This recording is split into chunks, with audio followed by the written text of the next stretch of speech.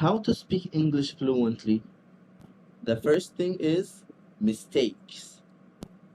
Not to make mistakes? No.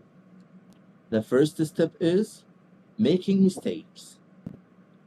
Don't be afraid of making mistakes. Speak without fear. The second step is to surround yourself with English.